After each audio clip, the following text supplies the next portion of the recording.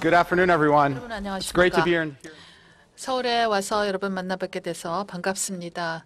저를 이렇게 또 초청하여 주신 주최 측에 감사드립니다. 어제 저희가 리허설을 했는데요. 제가 슬라이드를 넘기면서 리허설을 했습니다. 한국 쪽의 직원들께서 저에게 뭔가 한국말로 하는 게 좋지 않겠느냐, 한국어 단어 아는 거에 있느냐, 그래서 제가 좀 생각을 해봤습니다. 두 가지 단어가 생각났습니다. 옛날에 재미교포였던 제 기숙사 동료가 두 개를 가르쳐줘서 아직도 기억나는데요. 학생이 가르쳐준 거라면 별로 좋지 않은 단어일 테니까 삼가해달라고 했습니다. 그래서 제가 글쎄 그래도 한번 말해볼까, 그래서 좀 청중을 웃겨볼까 생각했습니다. 제가 두 가지 아직도 생각나는 단어 두 개가 있는데요. 준비되셨습니까? 할머니, 할아버지.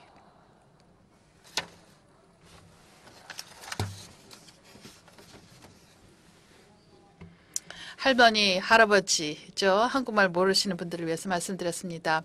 워낙 그 할머니, 할아버지가 갖고 와서 전화를 여러 번 하는 것을 하셨고, 또 내가 바꿔줄 때마다 할머니, 할아버지 전화 왔다라고 얘기를 했던 기억이 납니다. 사실 협력에 대한 그 이야기를 하자면은 트위터만큼 그것을 잘 보여주는 것은 없다고 생각합니다. 트위터는 커뮤니케이션 매체로서 전 세계적으로 협력과 협업을 촉진하기 위해서 만들어진 것입니다.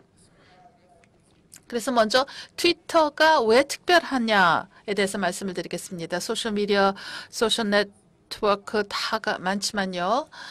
그리고 또 오전에도 멋진 제품에 대해서 이야기를 들어봤지만 트위터가 왜 특별한가 한번 살펴보겠습니다. 네 가지 특성 때문에 다른 소셜 네트워크와 트위터는 차별화됩니다. 이 네 가지는 이 플랫폼 자체가 공개되어 있다는 것입니다. 모든 컨텐츠는 어느 누구든지 어디에서 다 볼 수 있다는 것이고, 또 컨텐츠는 실시간입니다. 140자라고 하는 한계가 있기 때문에 굉장히 빠른 속도로 컨텐츠를 생성하게 되어 있습니다. 그래서 컨텐츠가 매초 실시간으로 업로드되는 것이죠. 두 번째, 네트워크 자체가 양방향적입니다. 누구든지 유명한 사람이건 무명의 사람이건 전혀 여과 없이 대화를 할 수가 있다는 것이죠. 그 다음에는 네트워크가 분산형입니다. 트위트와 또 컨텐츠는 모든 웹이나 모바일에서 다 전달이 된다는 것입니다. TV, 빌보드에서도 다 볼 수가 있고요. 이 내용이 짧고 또 퍼블릭하고 이 이동성을 위한 툴을 만들었기 때문에 분산형입니다. 이 네 가지의 트위터 특성에 대해서 잠시 생각을 해보면 생각나는 것이 있죠. 오늘 오전에 버너스-리 박사님의 이야기에서 저도 생각이 되었는데요. 트위터도 웹과 비슷합니다. 커뮤니케이션을 가능케 하고 사람들을 연결시켜주죠. 다만 훨씬 더 실시간적으로 그리고 더 개인적인 방식으로 하는 것뿐입니다. 저희는 어떤 커뮤니케이션 매체를 새로 만든 것이죠. 예를 들어 보겠습니다. 런던에서 1월에 헬리콥터가 추락했었는데요. 이 추락이 있자마자 사용자들이 이것을 목격하고 즉시 이것을 트위터에 올렸습니다. 그리고 그것을 본 사람들이 사진을 찍어서 또 즉각적으로 트위터를 했고 여러 각도에서 사진이 올라갔습니다. 이 사고가 있고 나서 17분 후에 BBC가 이것에 대해서 보도를 하였습니다. 제가 이것을 시각적으로 보여드리겠는데요. 이 슬라이드를 보면 여러 개의 점을 보시게 될 것입니다. 각 그 점은 이 사건에 대해서 트위팅을 하는 사용자들을 상징합니다. 점들은 이 내용이 리트위트 되면서 계속 연결이 되고 또 어떤 점은 커집니다. 특정한 사용자들이 대화를 증폭시킨다는 것을 뜻하는 것이죠.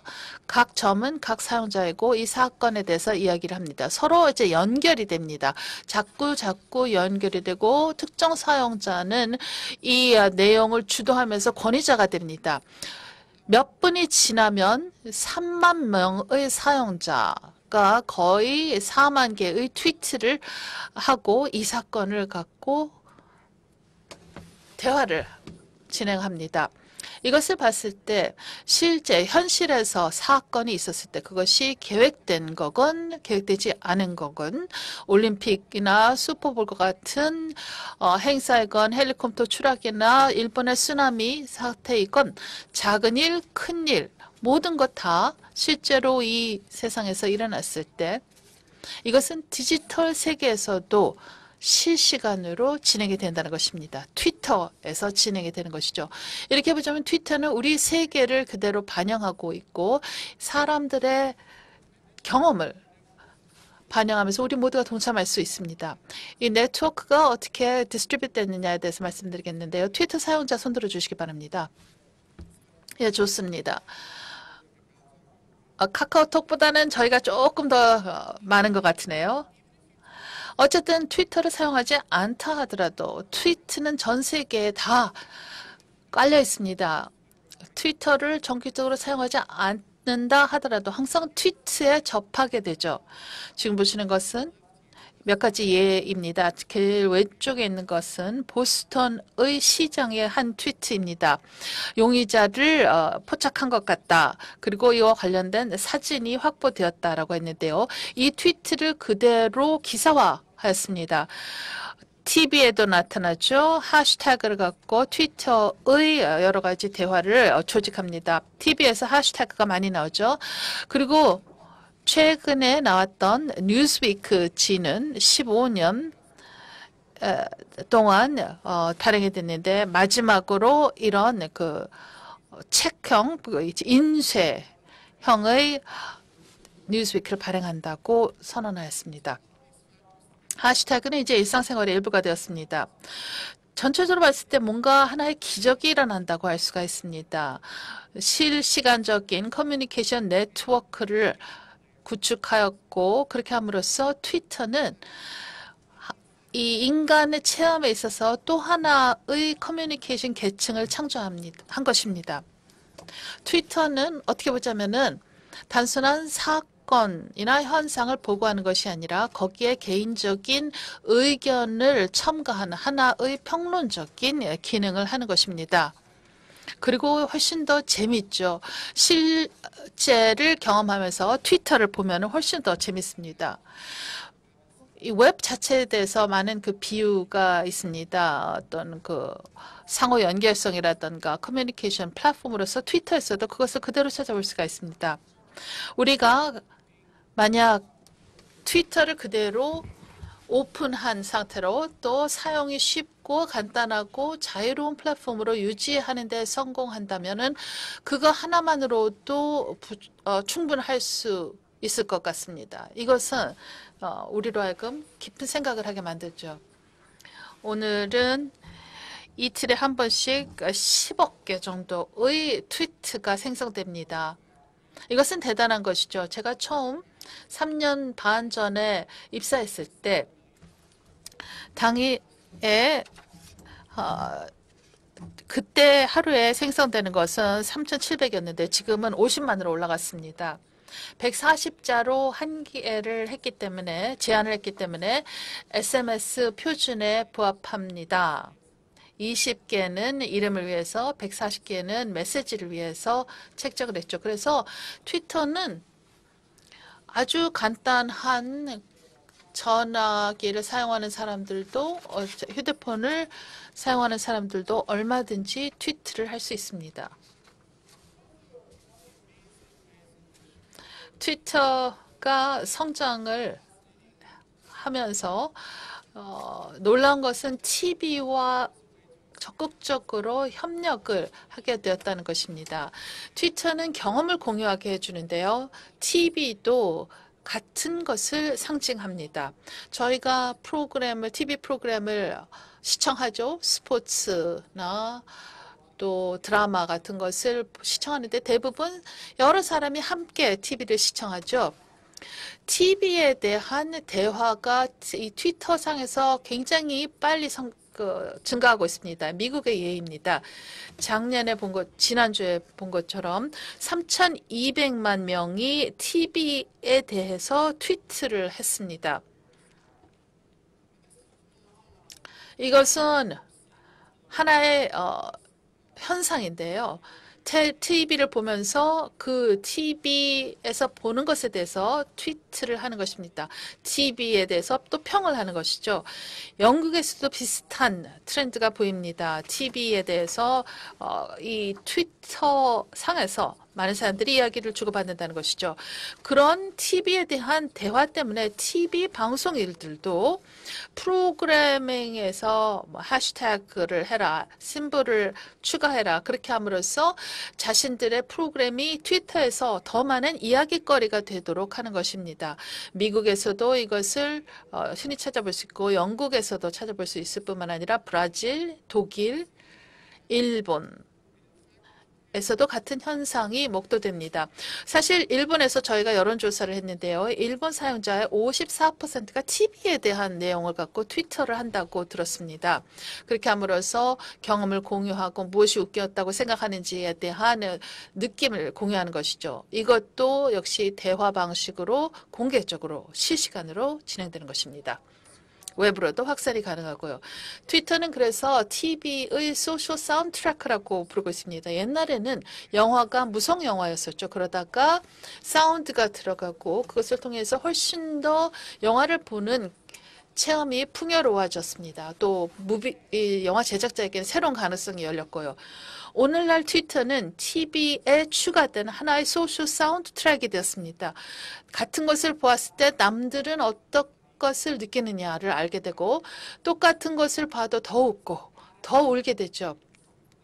그래서 부가적인 추가적인 기능이 되었습니다. TV 방송 제작자들도 이 기술을 활용을 할 수가 있는 것이고 TV 산업의 새로운 지평이 열리게 되었습니다. 이것이 슈퍼볼의 경우 어떻게 진행되었는가 보여드리겠는데요. 여기서 보시는 것은 1분당 트위트 수입니다. 슈퍼볼이 중계되면서 얼마만큼 이 게임에 대한 내용이 트위트되었는가를 보여주고 있는데요. 때로는 1분당 20만 내지는 10만 내지는 20만 개의 트위트가 있었습니다. 그런데 이 사용자들은 단순하게 게임에 대해서만 트위트하는 것이 아니었습니다. 비욘세나 데스티니 차일드가 하프타임에 공연한 것에 대해서도 대화를 주고받았죠. 그 다음에 더 흥미로운 것은 광고에 대해서도 트위트를 한 것입니다. 어떤 때는 30초짜리 광고에 대해서 10만 개의 트위트가 있었습니다. 한 2,500 내지 3천만 개의 트위트가 이 슈퍼볼 중계와 함께 생성이 되었습니다. 보시다시피 또 그 내용도 다양합니다. 왜 이것이 중요할까요? 사람들은 항상 TV에 대해서 이야기를 많이 해왔습니다. 옆에 있는 친구에 대해서도 TV에 대해서 얘기하고 전화를 하면서 TV에 대해서 얘기를 하고 다음날 출근해서도 무엇을 TV에서 봤는지 이야기를 하곤 했죠. 그러나 이제 트위터가 생겼기 때문에 그러한 대화를 측정할 수 있게 되었습니다. 그리고 측정할 수 있으면 그것에 대한 행동을 취할 수가 있죠. TV 방송국에서 또 광고주 측에서 행동을 취할 수 있게 됐다는 것입니다. TV 산업은 여태까지 특정한 프로그램에 대해서 시청률은 측정할 수가 있었죠. 니일슨이라든가 캔텀 등과 같은 회사에서 표본 조사를 해서 어떤 프로그램에 대해서 시청률이 얼마나 되느냐에 대해서 측정을 해왔습니다. 그러나 이제는 트위터와 같은 플랫폼이 생겼기 때문에 단순하게 시청을 하는 것이 아니라 시청한 내용에 대해서 사람들이 코멘트를 하게 됐습니다. 그렇다면 특정 프로그램에 대해서 사람들이 가장 많이 한 말이 무엇인가에 대한 표현의 빈도도 측정할 수가 있게 되었고 그것을 또 더 많은 사람들이 보게 되는데요. 단순하게 원래 프로그램을 본 사람들보다 훨씬 더 많은 사람들이 이 소셜미디어에서 이런 대화에 동참하게 됩니다. 따라서 시청자들의 반응을 좀 더 구체적으로 측정할 수 있게 된 것이죠. 트위터 데이터를 기반으로 이제 TV에 대한 시청자들의 반응을 평가할 수 있는 새로운 기술이 생각되어서 생겼습니다. 이렇게 되면 광고주들이나 또 제작자들이 특정한 프로그램에 대한 정확한 시청자들의 반응뿐만 아니라 사회적인 파급 효과도 측정할 수 있게 되는 것입니다. 방송 제작자들로서는 상당한 기회가 새로 주어진 것이죠. 가장 흥미로운 것은 드라이빙 튜닝이라고 하는 것입니다.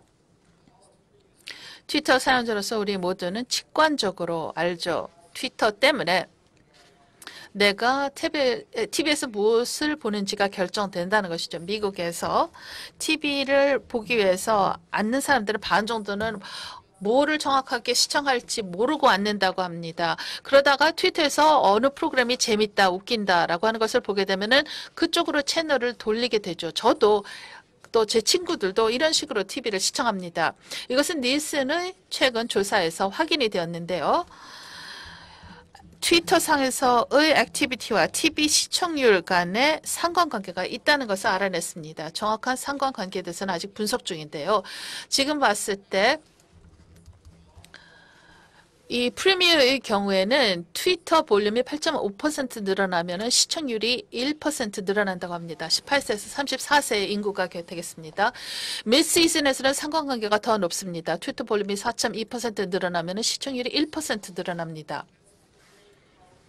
이것은 강력한 아이디어입니다. 소셜미디어가 어떻게 TV, 시청 패턴에 영향을 줄 수 있느냐를 보여주는 것입니다. 두 번째는 제가 언급한 것처럼 트위터는 완전히 새로운 유형의 프로그래밍을 가능케 합니다. 방송사 쪽에서는 시청자들과 양방향적인 경험을 할 수 있다는 것이죠. 미국 ESPN의 예를 들어보겠습니다.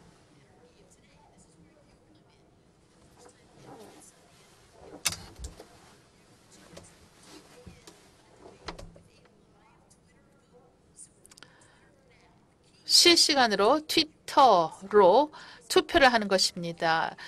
두 개의 팀의 대표 선수 중에서 누가 오늘 더 잘할 것이라고 생각하느냐 하고 물어보는 것이죠. 여기 투표가 리얼타임으로 나타납니다. 이것은 한국의 예입니다.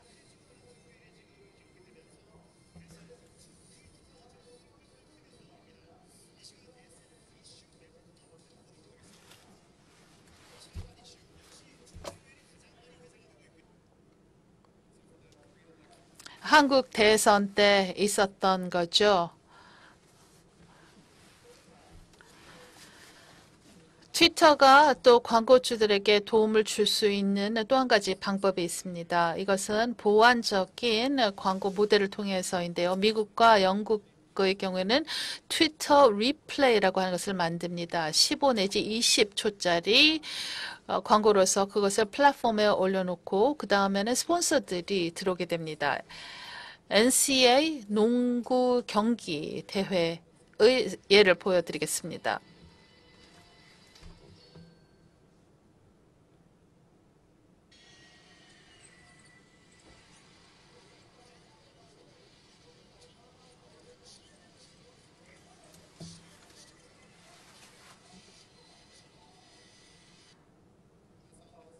그게 답니다. 아주 게임을 짤막하게 만든 것이죠. 하지만 이것을 통해서 사람들이 이 게임을 더 많이 시청을 하게 되고 그리고 또 이 그 방송국의 프로파일이 더 커집니다. 마지막으로는 브랜드 기회에 대해서 말씀드리겠습니다. 모바일 기기가 이전에 비해서 매체 소비에서 훨씬 더 중요해졌습니다. 그래서 훨씬 더 혁신적인 광고가 생겨나고 있습니다. 특히 앞으로는 광고 자체가 TV에서 보는 광고와 또 휴대폰에서 보는 광고 간의 그 이전에 비해서 훨씬 더 조율이 될 것이라고 생각이 됩니다. 미국의 리테일러 광고인데요. 저스틴 팀벌레이크가 나오고 있습니다.